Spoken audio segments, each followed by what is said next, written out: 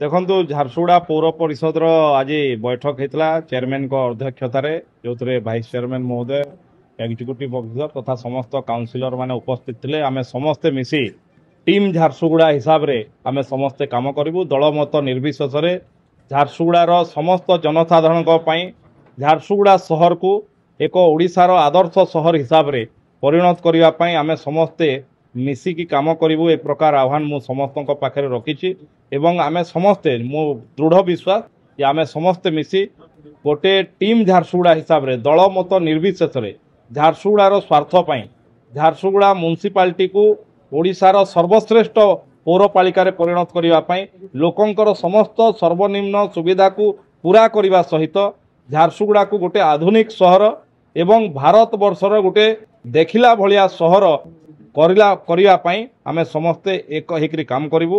ଏବଂ ମୁଁ ଅନେକ କଥା ସମସ୍ତଙ୍କ ସାମ୍ନାରେ ରଖିଛି, ଯେଭଳିଆ ଭାବରେ ଝାରସୁଗୁଡ଼ା ସହରର ଗୋଟେ ମାଷ୍ଟର ପ୍ଲାନ୍ ନାହିଁ। ଏବେ ଆମେ ଉଦ୍ୟମ କଲା ପରେ ରାଜ୍ୟ ସରକାର ତାକୁ ଅନୁମତି ପ୍ରଦାନ କରିଛନ୍ତି। ବହୁତ ଶୀଘ୍ର ତାର ଟେଣ୍ଡର ବାହାର କରିକି ଭାରତବର୍ଷର ସବୁଠୁ ଟପ୍ ଟାଉନ୍ ପ୍ଲାନର ଯିଏ ଥିବେ ତାଙ୍କୁ ଦେଇ ଝାରସୁଗୁଡ଼ା ସହରର ଆଗାମୀ 100 ବର୍ଷ ପାଇଁ ଟାଉନ୍ ପ୍ଲାନିଂ ହେବ ଏବଂ ସେହି ଟାଉନ୍ ପ୍ଲାନିଂ ଅନୁସାରେ କାମ ହେବ।